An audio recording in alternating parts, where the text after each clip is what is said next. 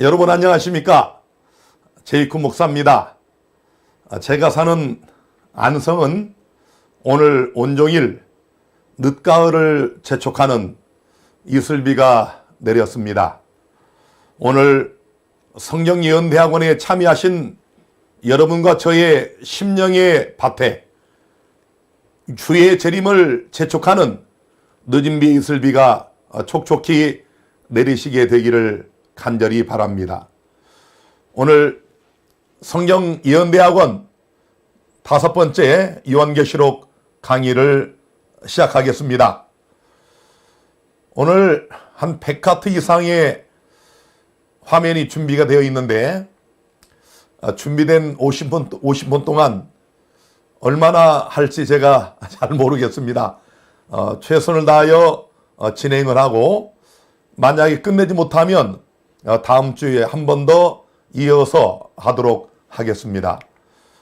오늘의 강의 주제는 요한계시록 1장 7 교회와 함께 하시는 예수 그리스도, 이런 주제를 가지고 요한계시록 1장을 우리 상세히 상고하도록 하겠습니다. 먼저 요한계시록 1장 1절을 지금 이 강의를 듣는 여러분과 제가 동시에 소리를 맞춰서 한번 읽겠습니다. 예수 그리스도의 계시라. 이는 하나님이 그에게 주사 반드시 속히 될 일을 그 종들에게 보이시려고 그 천사를 그 종 요한에게 보내어 지시하신 것이라. 자, 무엇이 눈에 확 들어옵니까? 예수 그리스도의 계시. 이 계시라고 하는 말은 제가 그동안 한두 번 말씀을 드렸던 것처럼 아포칼립시스라는 그런 헬라어입니다. 자, 이 아포라고 하는 말은 뭐뭐로부터 이런 뜻을 갖고 있고요. 칼롭시스, 이것은 덮게, 가리게, 이런 의미를 가지고 있습니다. 그래서 예수 그리스도의 계시라 할 때 그 계시라고 하는 말은 가리개를 벗기다, 덮개를 열다, 그런 의미를 가지고 있습니다. 저와 여러분이 요한계시록 강의를 통해서 이 말씀을 연구할 때마다 참으로 영생의 보화, 구원과 영원한 생명의 보화가 감추어진 이런 보물 상자를 여러분이 여는 경험, 또 그 안에 감추어진 놀라운 보물을 발견하게 되는 그런 경험을 하게 될 것입니다.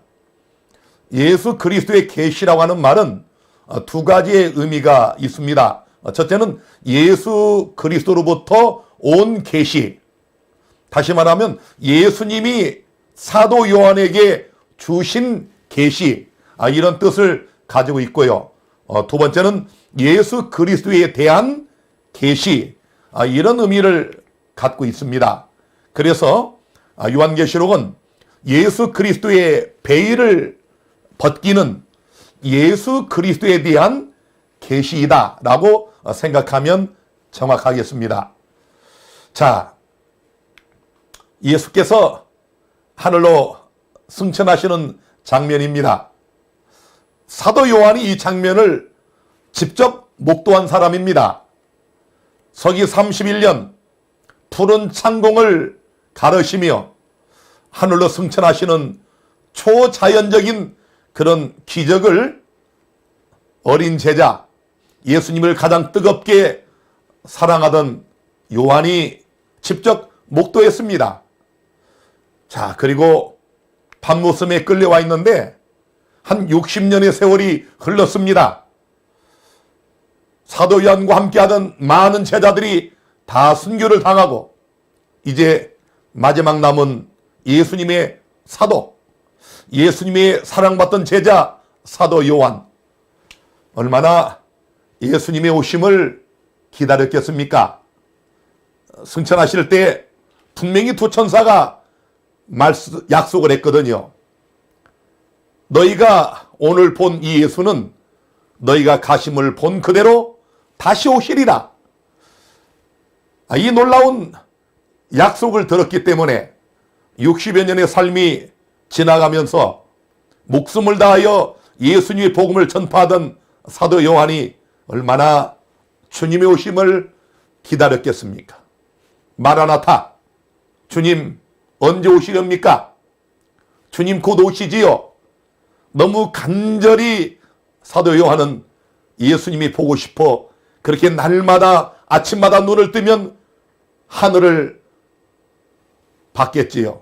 오늘도 주님이 안 오시려나, 이런 간절한 열망과 믿음을 갖고 살았던 사도 요한이 pat모섬에 유배되어 그야말로 계시 가운데 베일을 하나님께서 벗겨주시고 계시를 통하여 예수님을 뵙게 됐는데, 바로 예수께서 하늘 성소에서 이렇게 7촛대 사이를 거니시는 놀라운 광경을 목도하게 된 것입니다. 요한계시록은 예수께서 내가 처음과 나중이다, 알파와 오메가다, 시작과 끝이다, 이런 표현이 이렇게 5번이나 반복되어 있습니다. 다시 말하면 하나님께서 그렇게 예수님의 오심을 간절히 사모하는, 예수님을 뜨겁게 사랑하는 사도 요한에게 예수님은 지금도 살아계시고 바로 우리를 위하여 하늘 성소에서 중대한 어떤 일을 행하고 계심을 보여주면서, 예수께서는 역사의 주관자요, 처음과 나중이요, 알파와 오메가요, 역사의 시작과 끝이라는 사실을 명백하게 보여주셨습니다. 하나님이 그에게 주사 지시하신 것이라 이렇게 말씀을 했는데요. 여기 지시하셨다, 하나님이 사도 요한에게 주셔서 지시했다 할 때 이 지시하다, 이건 언어에 보면 세마이노 이런 단어인데요. 표시나 상징으로 보여주다. 여러분, 표시, 어떤 표징, 상징, 이런 것들로 전달하다, 이런 의미를 가지고 있습니다. 암호화된 어떤 표징, 어떤 묵시적 표현, 상징, 비유, 이런 것들을 통해서 하나님이 사도 요한에게 주신 것이다, 그런 말씀입니다. 이제 정말 중요한 것은 여러분, 이렇게 하나님께서 암호화 시켜서 정말 하나님을 사랑하고 진리를 갈망하는 그런 지혜 있는 자들만 깨달아 알 수 있도록 놀라운 계시를 주셨는데, 이 상징과 비유를 우리가 어떻게 해석을 해야 될까요? 이게 굉장히 중요합니다.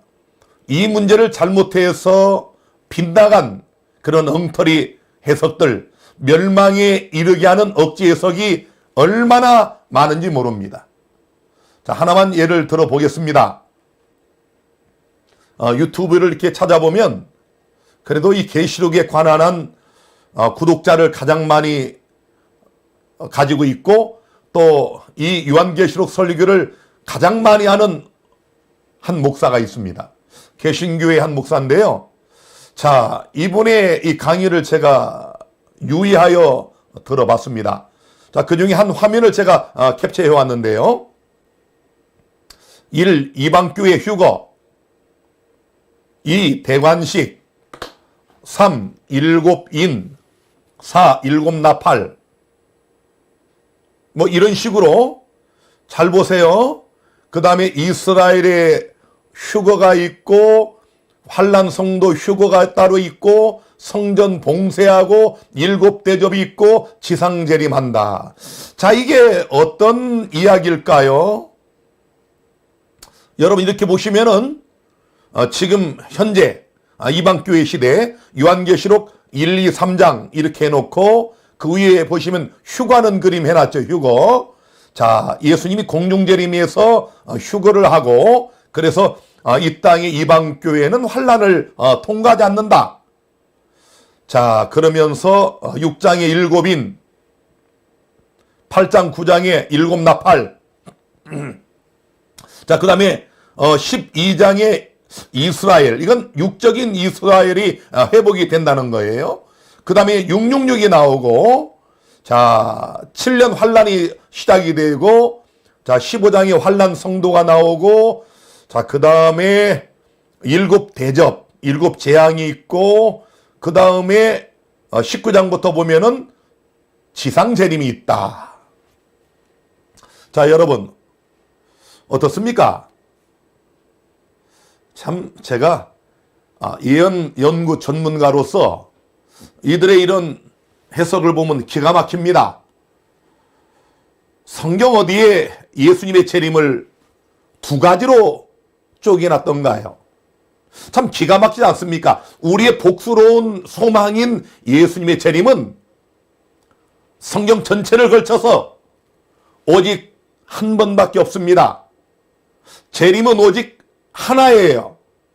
그런데 이 도표를 가만히 보면은 일곱 교회, 이방 교회가 휴거되는 예수님의 공중재림이 있고, 자 그 다음에 이스라엘 유대인들이 회복이 돼가지고 거기서 14만 4천 명이 생성이 되고, 그 다음에 적그리스도가 그때서야 등장을 하고, 그래서 그들이 환란을 겪고, 자 그 다음에 그 야곱의 환란을 겪으면서 일곱 재앙이 내리고, 그 다음에 예수님이 지상 재림을 한다. 참 기가 막히지 않습니까? 어떻게 해서 이런 해석이 나올까요? 아니 요한계시록의 해석 방법의 기본만 알아도, 이 다니엘서나 요한계시록의 해석하는 방법의 기본기만 알아도 절대로 이런 해석을 할 수가 없습니다. 그러나 제가 지난 시간에 상세하게 말씀을 드린 것처럼 세대주의 신학자들, 그 배후에 로마 카톨릭 제수이트가 있고 또 그 배후에 마귀가 있겠지요. 이렇게 세대주의 신학자들에 의해서 이 개신교의 계시록 또 다니엘서의 해석이 엉망진창이 되어버렸습니다. 자 여러분, 이제 어떻게 하는 해석이 정확한 정통적인 하나님께서 원하시는 해석인지를 제가 잠깐 말씀을 드리겠습니다. 자 계시록 자체에서 해석 방법을 일러준 것들이 몇 개 있습니다. 예를 들면 일곱 촛대는 뭐냐? 일곱 교회다.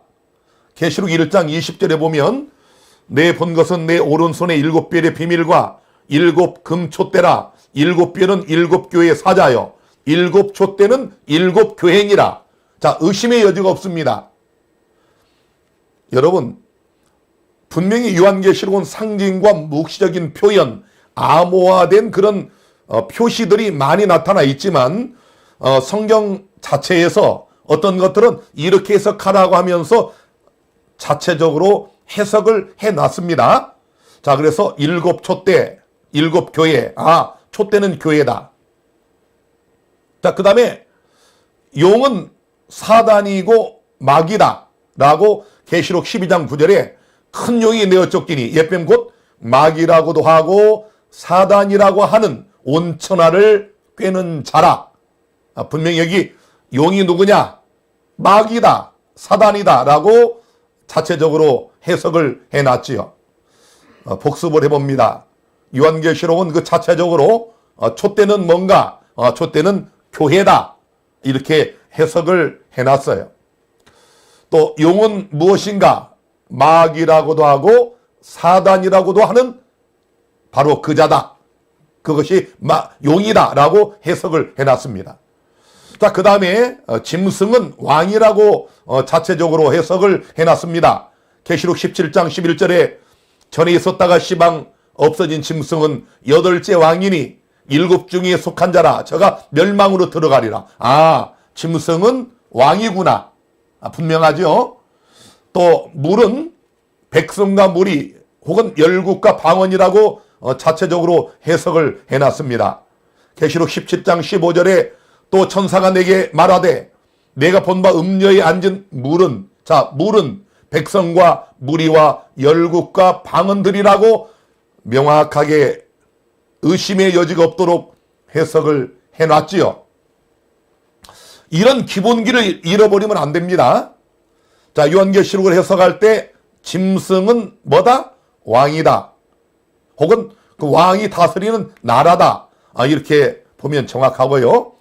다니엘서도 역시 자체적으로 해석을 해놓은 것들이 있었습니다.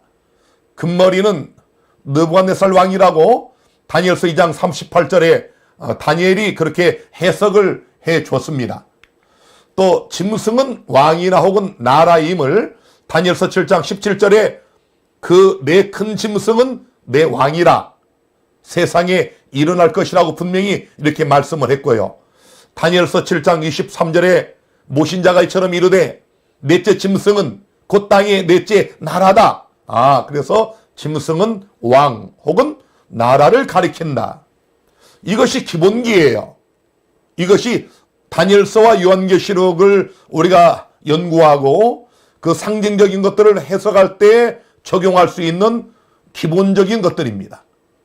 자, 그래서 다시 한번 복습을 하면 다니엘서 자체가 해석을 해준 것에 따르면 금머리는 느부갓네살의 바벨론을 일컬었다고 하는 것을 알 수가 있고요. 또 큰 내 짐승은 내 왕 혹은 나라라고 하는 사실을 우리가 확인할 수가 있겠습니다. 자, 이제 요거 아주 중요합니다. 이렇게 성경 자체가 해석해 놓은 기본기를 가지고 우리가 성경을 해석할 때 무엇을 주의해야 되는가? 첫째로 구약과 연계하여 해석을 해야 됩니다. 그냥 무작정 자기 마음대로 이게 뭐다, 이건 소련이다, 이건 뭐 어디 중국이다 이렇게 해석하는 게 아니고, 자, 이런 상징과 묵시적 표현들인 암호를 해독할 때는 구약을 잘 봐야 됩니다. 여러분 그거 아십니까? 이 요한계시록 22장의 이 말씀, 이 단어들보다 더 많은 구약의 내용들이 요한계시록에서 인용되었다는 사실을 여러분은 아십니까? 다시 말하면 요한계시록은 구약 성경 투성입니다. 예를 들면 구약에 나오는 인명과 지명 등 이런 것들이 등장을 하는데요. 이세벨, 모세, 다윗, 소돔, 애굽, 바벨론, 예루살렘, 유브라데스, 어린 양, 나팔, 무저갱, 시온산, 모세의 노래, 성전과 성전의 기명 등등 이런 것들이 구약에 나오는 것들이 전부 요한계시록에 인용되어져 있다는 사실입니다. 그래서 우리가 요한계시록을 연구할 때 어떻게 상징을 해석할 것이냐, 어떻게 암호를 해독할 것이냐, 구약을 연계시켜서 특별히 요한계시록과 짝을 이루고 있는 다니엘서와 연계하여 해석을 하라는 얘기입니다. 자, 그 다음에 두 번째로는 우화적 해석에 속지 말아야 됩니다. 우화적이라는 말은 인격화한 동식물이나 또 기타 사물을 주인공으로 등장을 시켜가지고 그들의 행동 속에 풍자와 교훈의 뜻을 나타내는 것인데요. 그런데 이런 우화적 해석을 잘못 적용시켜버리면 요한계시록 해석은 산으로 가고 맙니다. 사공이 많으면 배가 산으로 간다고 그러지 않습니까? 지금 전 세계의 많은 신학자들과 특별히 요한계시록에 정통했다고 자부하는 이단 교주들, 이들이 해석하는 예언 해석, 특별히 요한계시록 해석을 보면은 엉망진창입니다. 그런데 그 이단의 교주들이 특별히 공통적으로 하는 얘기는 뭔지 아십니까? 예수님이, 하나님이 자기에게 다 보여주셨대요. 여러분 그거 아십니까? 1992년 10월 28일 휴거 운동이 우리나라에서 있었을 때, 그때 우리 대한민국에 얼마나 많은 수천 명의 사람들이 이 휴거 운동에 뛰어들어서 논밭 팔고 가산 정리하고 퇴직금을 갖다 바치면서 열광을 했습니까? 자, 그런데 여러분 그들이 왜 그렇게 열광한지 아세요? 그 휴거 운동의 근거가 바로 요한계시록 해석에 기반한 것이었고, 특별히 그 당시에는요, 많은 사람들이 계시를 봤어요. 뭐 어린아이가 계시를 봤습니다. 막 하늘에 어느 나여가지고 천사가 일러준 글자도 쓰고 막 그렇게 했습니다. 어린아이들이. 그 모든 것들이 얼마나 가짜였는지 역사가 증명하고 있지 않습니까? 하나님이 나에게 보여주셨다. 성경에 기반하지 않은 것은 전부 가짜입니다. 특별히 이단 교주들이 그런 주장을 자주 합니다. 다 보여주셨고 자기는 다 봤다는 거예요. 그런데 해석이 엉망진창입니다. 조금 이따 제가 그 예를 좀 들어드리겠습니다. 자, 그 다음에 세 번째로는 현대적 상징의 의미로 무조건 해석해서는 안 됩니다. 예를 들면 짐승의 표를 이마와 손에 받는다고 해가지고 뭐 실제로 오른손에 베리칩을 넣고 이마에 못을 찍고 이런 것들에 속지 마십시오. 자, 여러분, 이거 정말 중요한 얘기입니다. 지금 일반 개신교의 대부분의 신학자들이나 예언연구가들 그리고 성도들이 이 계시록에 관심 있는 성도들이 다 어떻게 알고 있습니까? 짐승의 표는 바로 손에다가 뭘 집어넣는, 삽입시키는 이런 것들 혹은 이마에 찍는 이런 것들로 실제로 해석을 하고 있지 않습니까? 자, 네 번째로 상징과 문자적 해석을 혼돈해서는 안 됩니다. 자, 여러분, 상징과 묵시적 표현이 주류를 이룬다고 해서 무조건 모든 문자적 표현까지도 상징과 비유로 해석하는 우를 범해서는 절대로 안 됩니다. 이거 아주 중요한 요소입니다. 자, 예를 들어 보겠습니다. 신천지 교회 이만희 총재. 자, 이 신천지 교인들이 어떻게 믿는가 잘 보세요. 계시록 1장 7절에 볼지어다 구름을 타고 오시리라 각인의 눈이 그를 보겠고. 자, 여러분은 이걸 어떻게 이해하셨습니까? 구름을 타고 오시리라 각인의 눈이 그를 보겠고. 우리는 문자 그대로 해석을 합니다. 예수님이 어떻게 오십니까? 실제로 구름을 타고 천만 천사와 함께 영광 중에 오십니다. 분명하죠? 호령과 천사장의 나팔, 하나님의 나팔, 천사장의 소리, 호령, 나팔, 소리, 가청적인 분명히 들리는 겁니다. 또 각인의 눈이 보는 거예요. 가시적인 재림입니다.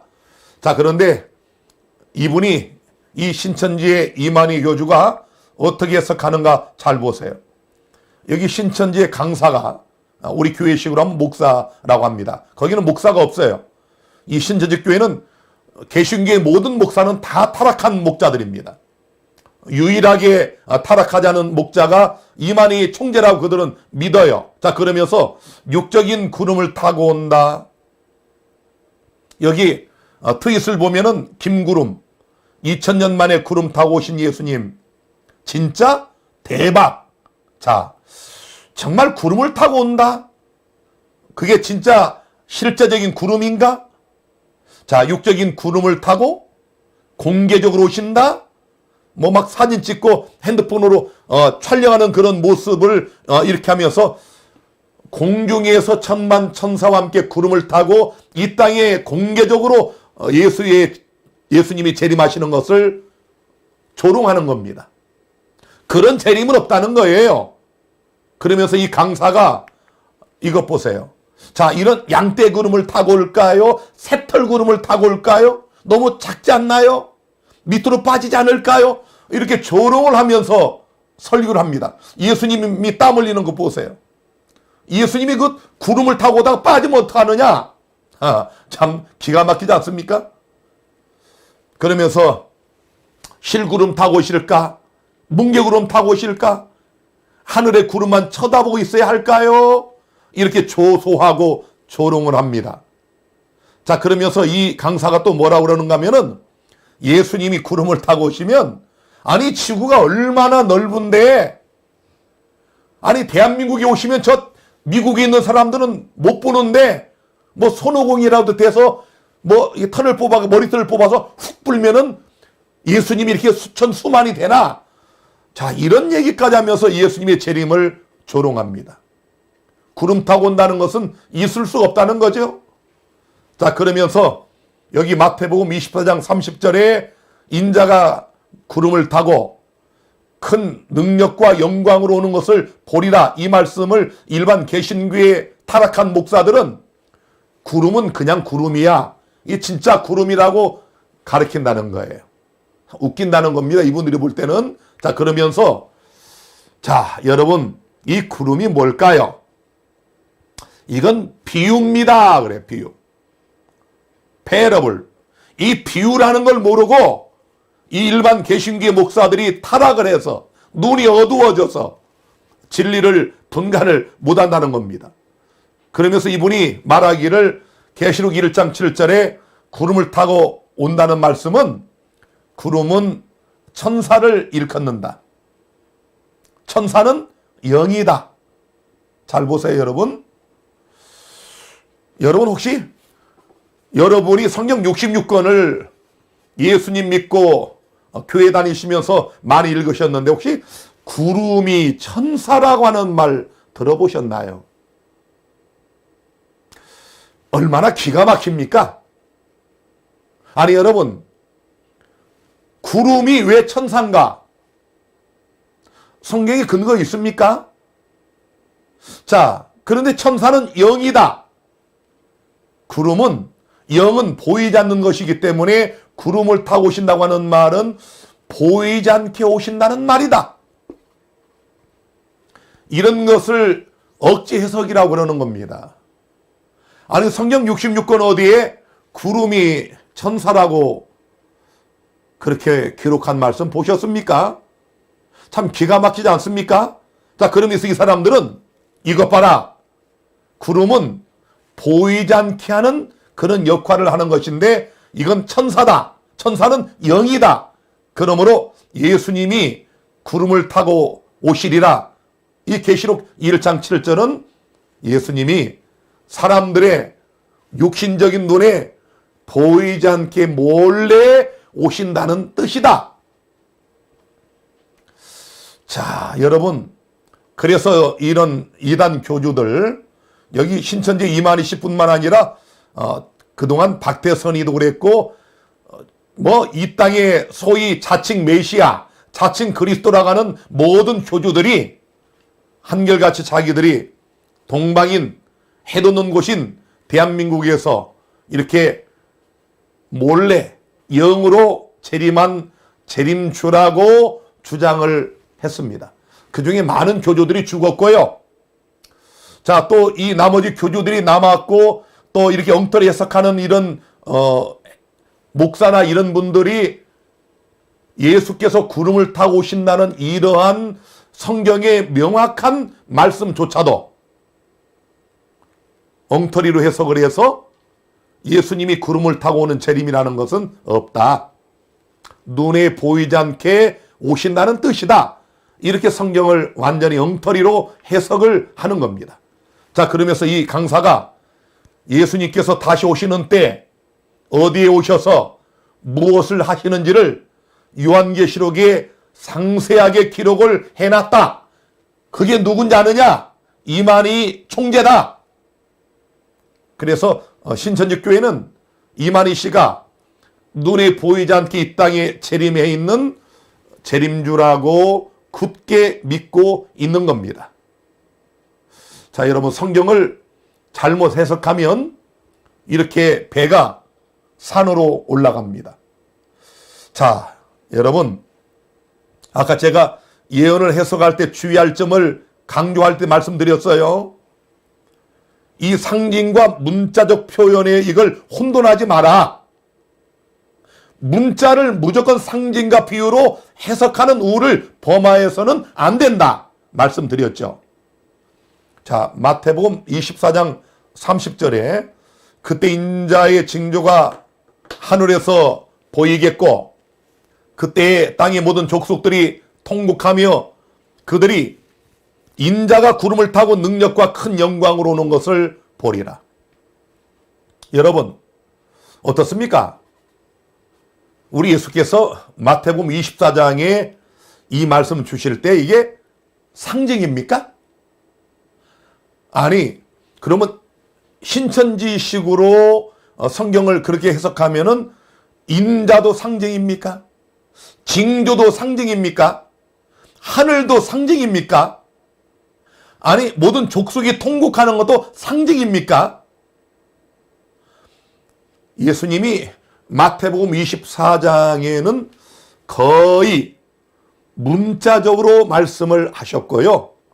우리가 정확하게 뚜렷하게 알고 있는 한 가지, 멸망에 가증한 것이 거룩한 곳에 선 것을 보거든.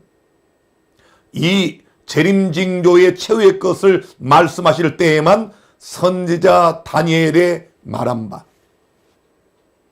상징과 묵시가 주류를 이루고 있는 다니엘서를 가봐라. 거기에 멸망에 가증한 것이 있다. 이렇게 말씀하셨죠.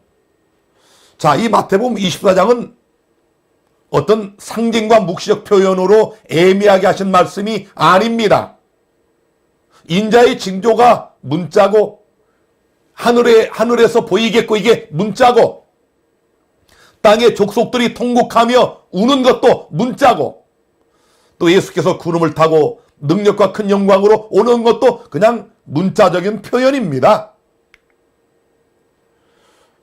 자, 같은 이 감담산의 설교를 마태와 달리 누가는 이렇게 기록을 했습니다. 누가복음 21장 25절부터 1월 성신에는 징조가 있겠고 땅에서는 민족들이 바다와 파도의 우는 소리를 인하여 혼란한 중에 곤고하리라. 사람들이 세상에 임할 일을 생각하고 무소함으로 기절하리니 이는 하늘의 권능들이 흔들리겠습니다. 그때의 사람들이 인자가 구름을 타고 능력과 큰 영광으로 오는 것을 보리라. 어떻습니까? 1월 성신도 상징입니까?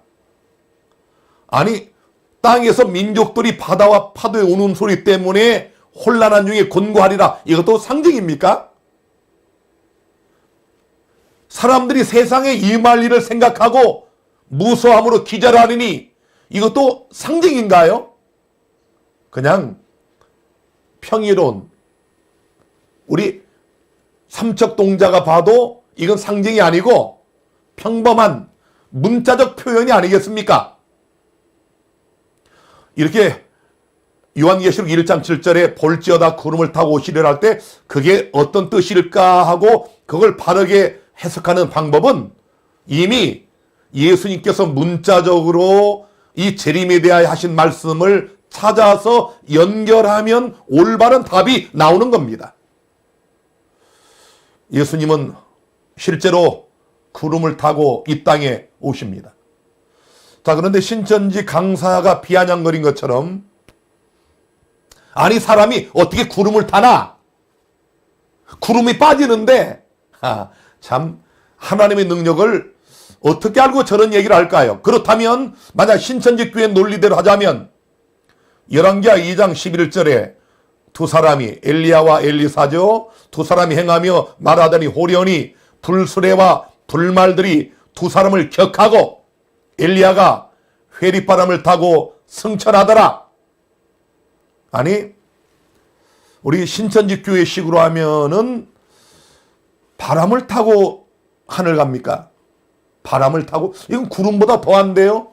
구름은 눈에 보이기라도 하지요. 바람은 안 보입니다. 여기 회리바람을 타고 승천했어요. 이건 어떻게 믿으시겠습니까? 아니 창세기 1장 1절에 하나님이 천지를 창조하시니라 빛이 있으라 하심에 빛이 있었고 이건 어떻게 믿으시나요? 아니 이 땅에 사람으로 오신 예수님이 갈릴리 바다 위를 걸어가신 것은 어떻게 믿으시겠습니까? 우리 육체는 물 위를 못 걷게 되어 있습니다. 빠집니다. 그런데 예수님 물 위에 걸으셨죠? 제자들이 유령인 줄 알았습니다. 예수님 물 위에 걸으셨죠? 이상합니까?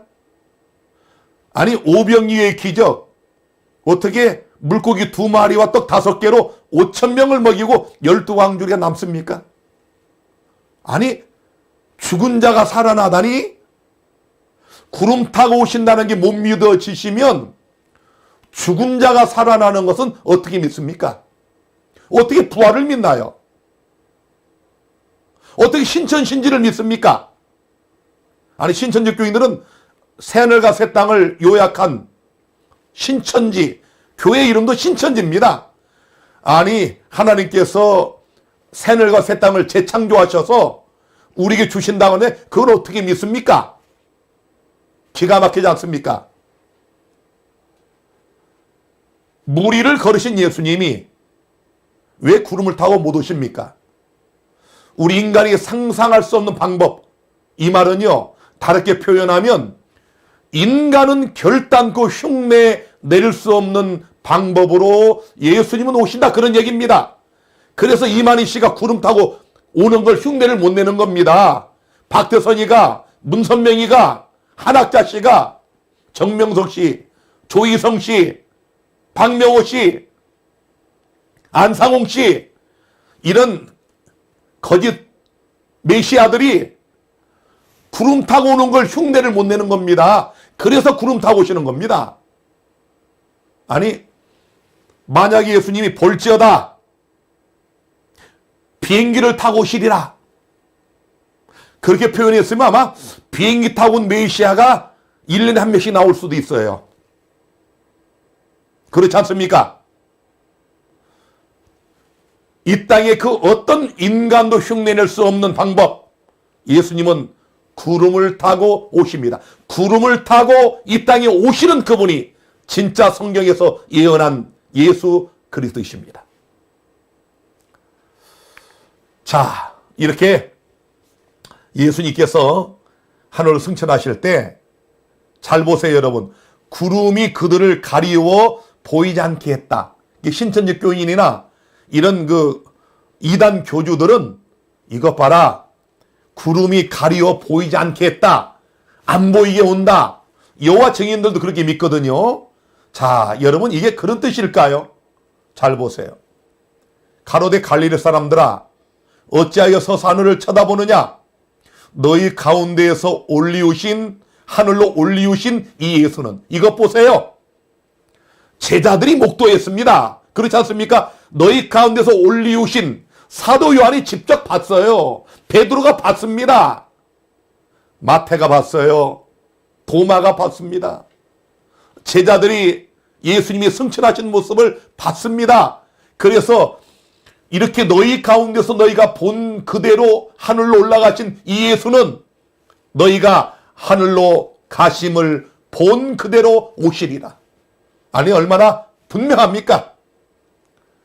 우리 예수님은 제자들이 이 육안으로 친히 목도한 것처럼 그렇게 영광 중에 각인의 눈이 그를 볼 수 있도록 온 땅의 족속들, 예수님을 불신하고 믿지 않았던 악을 행한 자들이 애통해하며 통곡하며 그런 가운데 슬픔에 처한 자가 아니라 만왕의 왕, 만주의 주로 구름을 타고 어떤 거짓 메시아들도 흉내낼 수 없는 구름을 타시고 영광 중에 이 땅에 나타나십니다.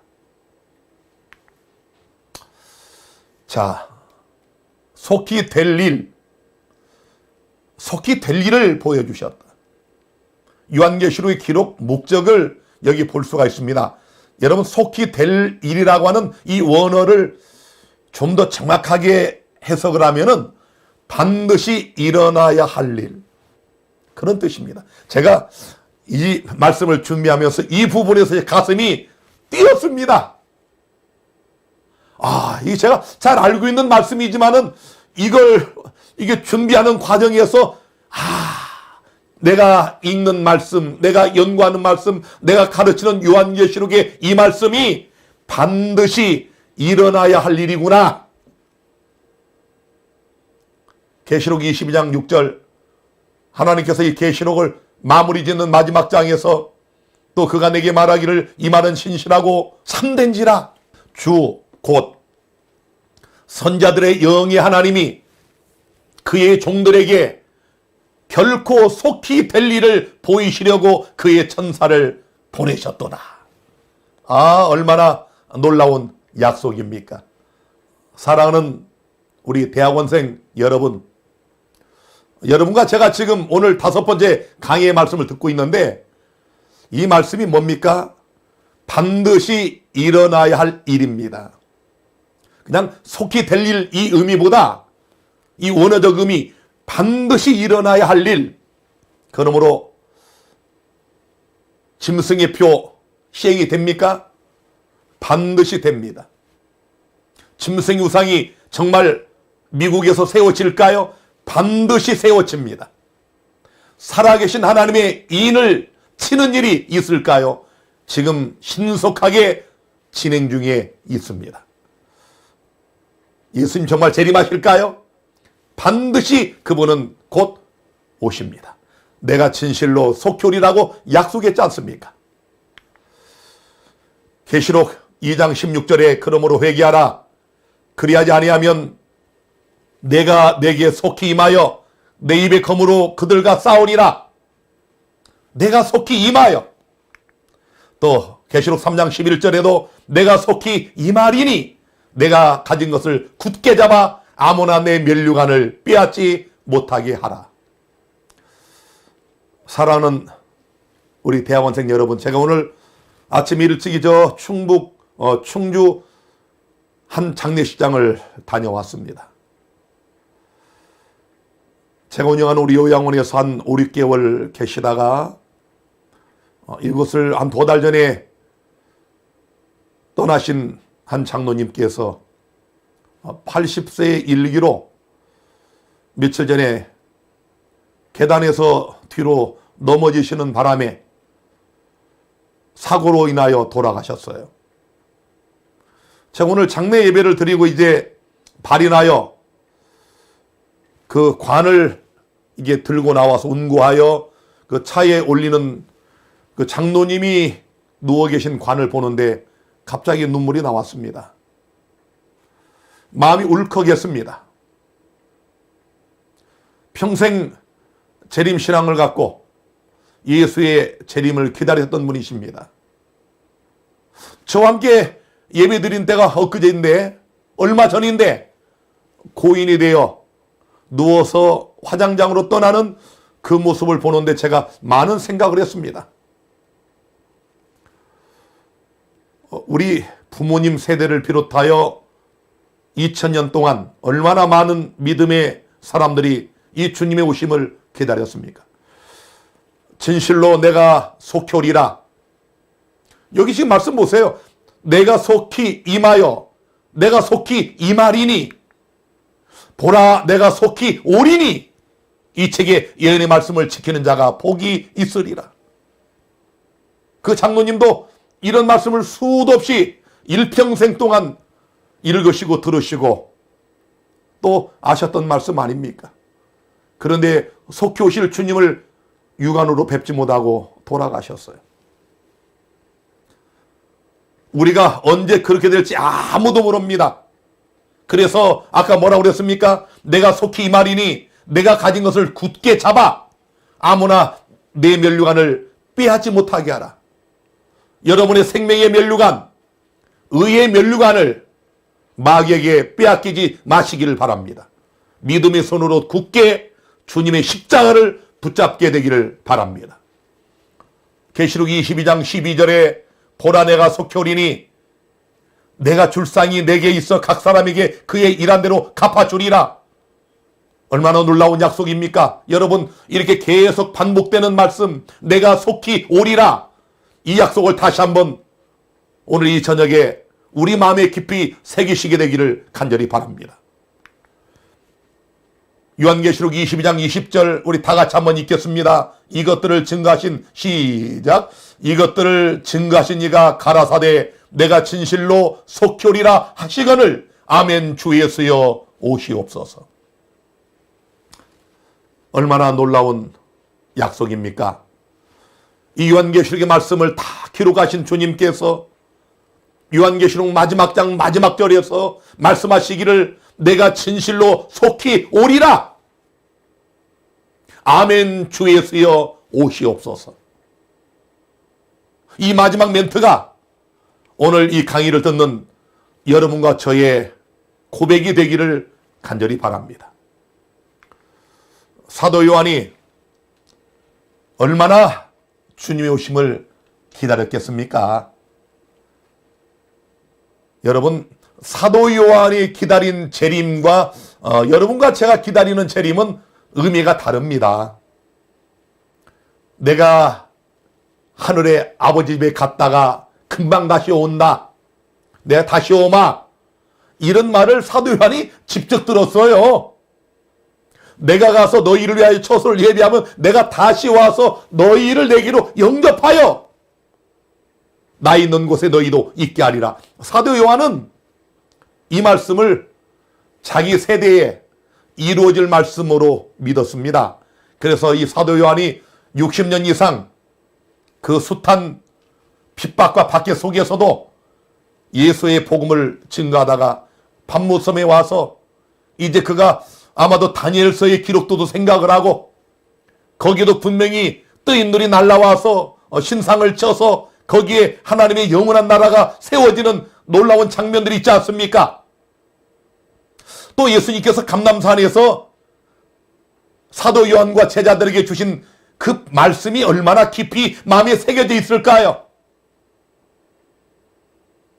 내가 능력과 큰 영광으로 오는 것을 보리라. 내가 구름을 타고 오리라.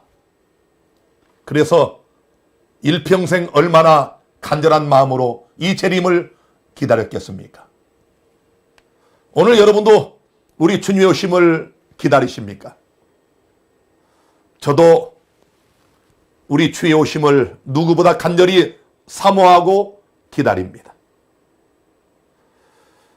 오늘 여러분이 계시록 1장에 이제 절반도 못 왔는데 좀 시간이 다 됐습니다. 지금 이 정도 말씀을 1장 서론을 좀 여러분이 들으셨는데 무엇을 느끼셨습니까? 참으로 거짓 해석, 억지 해석이 난무하여 하나님께서 요한계시록을 주신 그 목적과 전혀 다른 방향으로 가는 그런 멸망케 할 예언 해석이 난무한 이 시대에 오늘 우리에게 이 예언을 바르게 읽고 바르게 깨달아 알 수 있도록 그런 놀라운 진리의 말씀을 주신 하나님께 영광을 돌리시게 되기를 바라고, 이것들을 증거하신 이가 가라사대 내가 진실로 속결이라는 이 말씀이 오늘 여러분의 심금을 울릴 뿐만 아니라 여러분의 마음에서 영원히 메아리치는 그런 놀라운 복음이 되기를 바라고, 우리 주님 오시는 그날 여러분과 제가 두 팔 벌려 아멘 주 예수여 오시옵소서라는 이 아름다운 고백과 함께 우리 주님을 영접하시게 되기를 간절히 바라면서 오늘 10월 10일 요한계시록 5번째 강의를 여기서 마치겠습니다. 여러분 평안한 밤 되시기를 바랍니다. 감사합니다.